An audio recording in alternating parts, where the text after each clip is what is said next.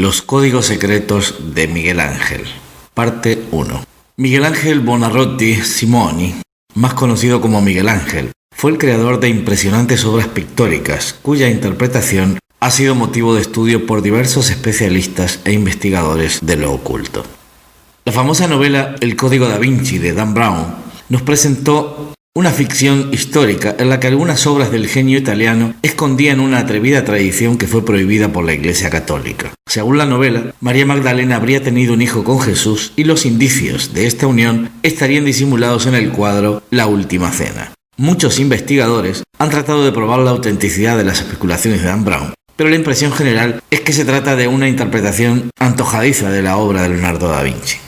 Sin embargo, ¿qué pasaría si otro de los ilustres del Renacimiento como Miguel Ángel hubiese escondido deliberadamente mensajes de un conocimiento secreto en varias de sus obras? Lo vamos a ir develando poco a poco. La primera es la escultura de Moisés. Entre dos columnas de mármol de la Basílica de San Pedro, en Roma, se encuentra una imponente escultura de Moisés, el patriarca bíblico que abrió las aguas del Mar Rojo, realizado por Miguel Ángel. Quienes se acercan a la escultura quedan sorprendidos por la fantástica expresión de furia que Miguel Ángel le supo imprimir a la obra, dándole a la piedra insospechados límites expresivos. Miguel Ángel tiene una expresión facial y corpórea tan natural que quienes lo observan sostienen que el personaje atrapado en la piedra llega a comunicarle sus emociones y pensamientos. Quizá esto es lo que cautivó al padre del psicoanálisis, Sigmund Freud, cuando en el año 1913 pasó 3 semanas observando la estatua con la intención de dilucidar el estado emocional del personaje. Esto fue probablemente lo que inspiró su ensayo El Moisés de Miguel Ángel, que editó en 1914. Ninguna estatua ha tenido jamás una impresión más fuerte en mí que esta. ¿Cuántas veces he subido los empinados escalones de la desagradable calle del Corso Cavour hacia la solitaria plaza donde se encuentra la abandonada iglesia y he tratado de soportar el enfurecido desprecio de la mirada del héroe, como si yo mismo perteneciese a la turba que está observando? Esto dijo Freud en 1914 en El Moisés de Miguel Ángel. Sin embargo, el Moisés de Miguel Ángel tiene un elemento mucho más importante que ha sido menospreciado para la mayoría de historiadores del arte.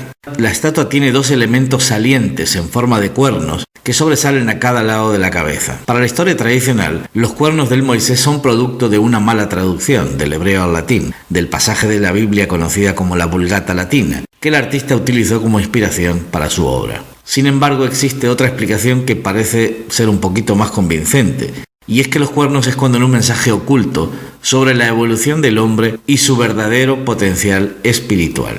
La escultura tiene aproximadamente 2,5 metros de alto y se encuentra en la tumba del Papa Julio II, situada en el interior de la Basílica de San Pedro en Roma, donde, según la Iglesia Católica, se encuentran las cadenas que aprisionaron a San Pedro. Moisés está sentado sobre una maciza estructura en forma de silla, con una mirada que expresa al mismo tiempo ira, dolor y desprecio. Su mano derecha protege las tablas de los 10 mandamientos y al mismo tiempo juega con su larga barba dándole un aire reflexivo al personaje. La mano izquierda, un poco más abajo, descansa sobre su vientre. El torso está orientado hacia la derecha del personaje y su rostro mira hacia el lado opuesto, generando una sensación de dinamismo en la obra. Originalmente el rostro de Moisés miraba hacia el frente, pero en 1540, cuando la escultura fue llevada al lugar en que se encuentra actualmente, Miguel Ángel decidió cambiar la orientación del rostro para que recibiera la luz que ilumina ese rincón de la basílica. Miguel Ángel, con menos de 30 años de edad, terminó de esculpir alrededor del año 1504 el David, que fue entonces considerada la escultura más hermosa jamás realizada. Es así como la fama de Miguel Ángel llegó a oídos del Papa Julio II, quien decidió encargarle que construyera y decorara para él la tumba más importante de la historia. Según los planes trazados por Miguel Ángel, la tumba del Papa Julio II tendría una estructura de 3 pisos adornada con más de 30 estatuas, entre ellas la de Moisés y la mayoría de 2 a 3 metros de alto, coronada por la imponente figura central del Papa, obra que quedó inconclusa cuando decidió pintar la Capilla Sistina. Luego de la muerte del Papa Julio II en 1513, sus herederos presionaron a Miguel Ángel para que acabase la tumba. Ante el apremio, el escultor tuvo que reducir de manera considerable su proyecto original y logró terminar la obra 2 años después, alrededor de 1515. La historia dice que Miguel Ángel le puso cuernos a la cabeza de Moisés porque el artista estaba tratando de retratar el momento en el que Moisés baja resplandeciente de la montaña con las tablas de los 10 mandamientos. Según esta versión, los cuernos son un error de traducción del hebreo al latín, pues en el pasaje bíblico en hebreo cuenta que cuando Moisés descendió de la montaña tenía el rostro resplandeciente o con cuernos. La palabra hebrea aceptaba ambas acepciones, pero se tradujo como cuernos. Según el libro del Éxodo, Moisés subió 2 veces al monte Sinaí. En la primera recibió las tablas de la ley creadas y escritas por Dios, y antes de bajar del monte Dios le reveló que su pueblo estaba adorando a dioses paganos. Moisés entonces bajó enfurecido y ante semejante afrenta a su Dios, estrelló las tablas de piedra contra el monte. Días después, Dios le pidió a Moisés que subiera al monte una vez más, llevando consigo 2 piedras lisas, en las que iba a escribir de nuevo sus mandamientos. En ese momento, después de que Dios escribió por segunda vez las tablas de la ley, cuando Moisés baja del monte resplandeciente o con cuernos, según se dice en la cabeza, siempre según la Biblia conocida como la Vulgata Latina, Miguel Ángel la utilizó como fuente de información. Esto descarta la posibilidad de que Miguel Ángel haya puesto los cuernos como consecuencia de un simple error de traducción, ya que el artista no estaba representando un momento exacto en la vida del patriarca, sino que quiso plasmar la dimensión espiritual del personaje.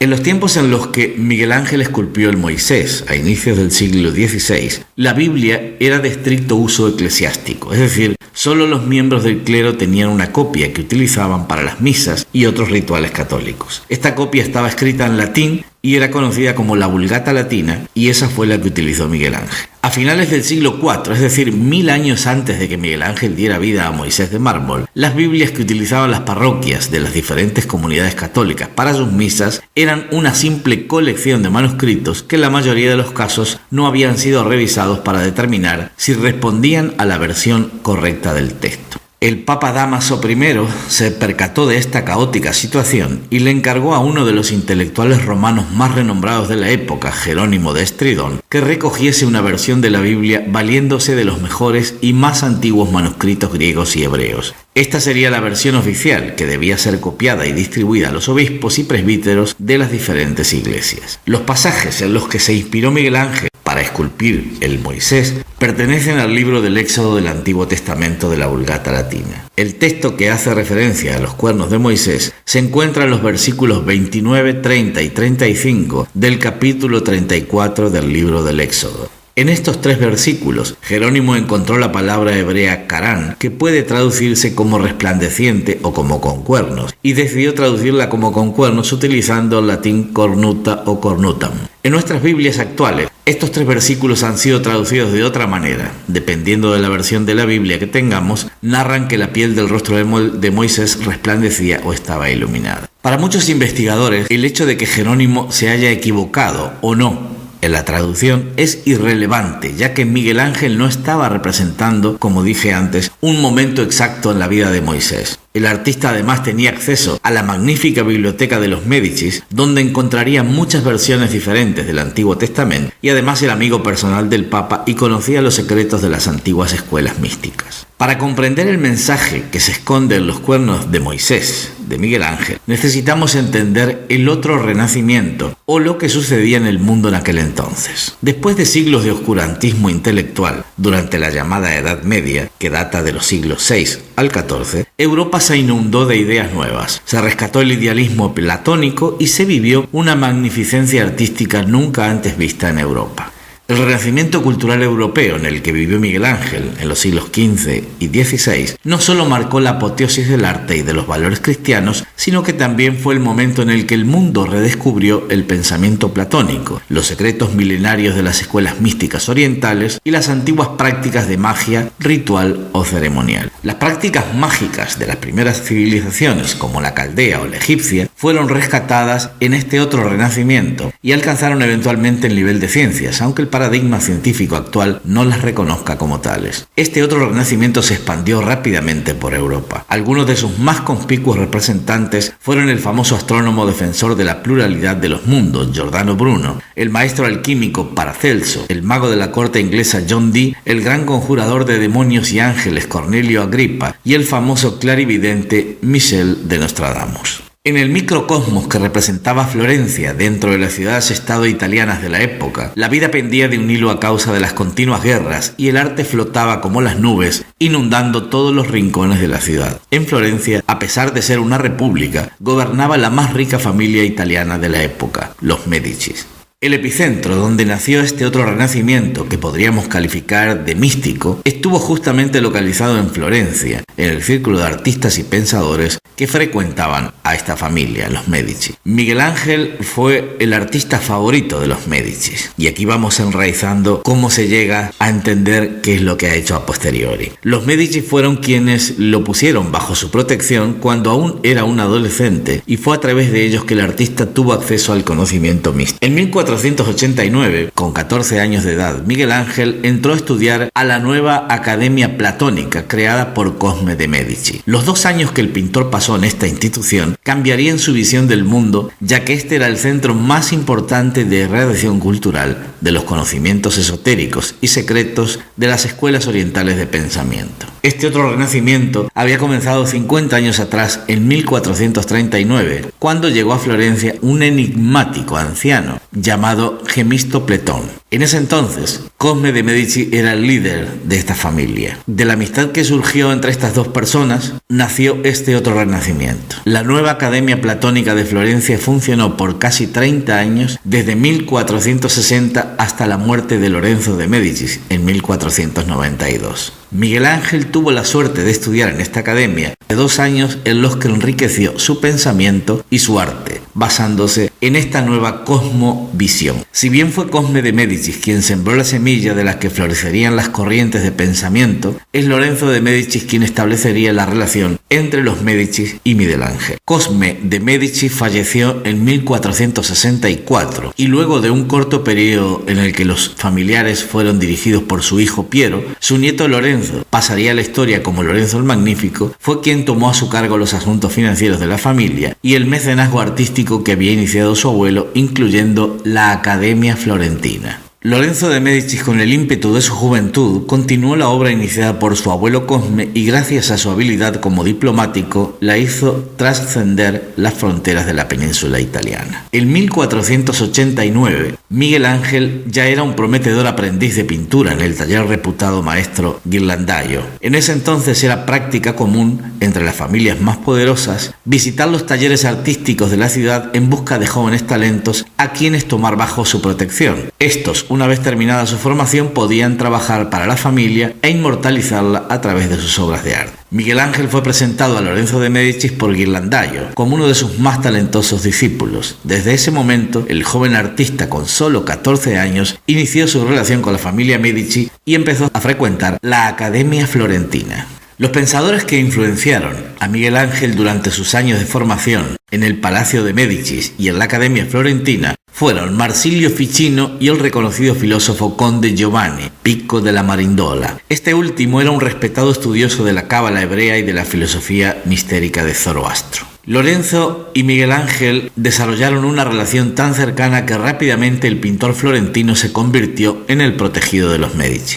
El célebre escultor no solo ocupó un lugar privilegiado entre los artistas que frecuentaban la corte de los Medici, sino que fue el encargado de diseñar la biblioteca de la familia, aparte de realizar varias esculturas para sus tumbas. Sin embargo, lo que sucedía en el Jardín de San Marcos no estaba relacionado exclusivamente con la escultura. Este era un lugar de encuentro para filósofos, poetas, escritores, artistas e intelectuales, donde discutían sobre los conceptos que había invadido la ciudad desde la llegada de Gemisto Pletón y que se enseñaban en la Academia Florentina. Probablemente allí se hablaba sobre la visión platónica del mundo, el concepto de un espíritu del universo que puede influenciar y comunicarse con los seres humanos, la existencia de un mundo invisible de entidades espirituales con las que se puede interactuar a través de rituales mágicos, la influencia del movimiento de los planetas en la vida cotidiana, la creación de mezclas alquímicas que pueden transformar a la materia, la reencarnación sucesiva del alma, fórmulas matemáticas complejas para interpretar textos antiguos y técnicas avanzadas de construcción que intentaban reflejar el entramado de la arquitectura del universo. Miguel Ángel fue, sin duda, uno de los asiduos concurrentes y conspiradores intelectuales del Jardín de San Marcos, al igual que Leonardo da Vinci. Pero, ¿qué relación tienen los cuernos del Moisés con lo que aprendió Miguel Ángel en este lugar. Para muchos investigadores, los cuernos de Moisés, esa escultura de mármol, son el rezago de un órgano que alguna vez tuvimos los seres humanos, conocidos en las tradiciones místicas como la linterna de Osiris. Este órgano le permitía al ser humano estar en contacto con las entidades incorpóreas que habitan el mundo espiritual. Entre esas entidades se contaba también el espíritu del universo o mente cósmica creadora de la que hablaba el filósofo Marsilio Ficino. Según estos investigadores, la humanidad fue perdiendo gradualmente este órgano, que se redujo de tamaño con el paso del tiempo y terminó convirtiéndose en lo que hoy conocemos como la glándula pineal. Este proceso ha sido representado en la iconografía de las primeras culturas del planeta, a veces de manera realista y otras de manera simbólica. Según la cosmovisión de las corrientes de pensamiento que inspiraron este otro renacimiento, el Dios que le habló a Moisés en la montaña no es el anciano de barba blanca que siempre está sentado sobre una nube mirando hacia abajo. Para Ficino,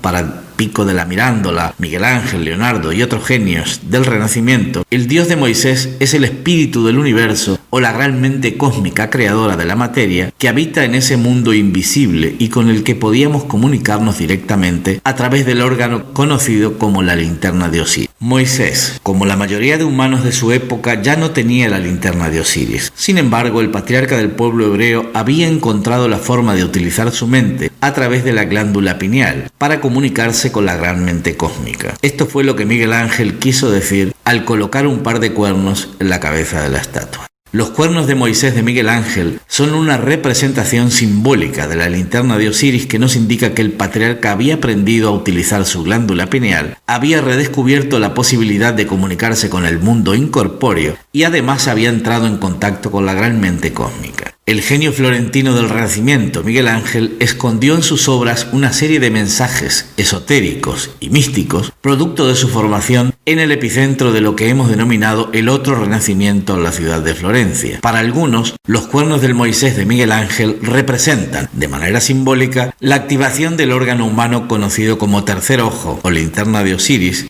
en el patriarca judío. Este órgano le permitió a Moisés entrar en contacto con las entidades incorpóreas que habitan el mundo espiritual, como aquella que le habló en la cima del monte Sinaí.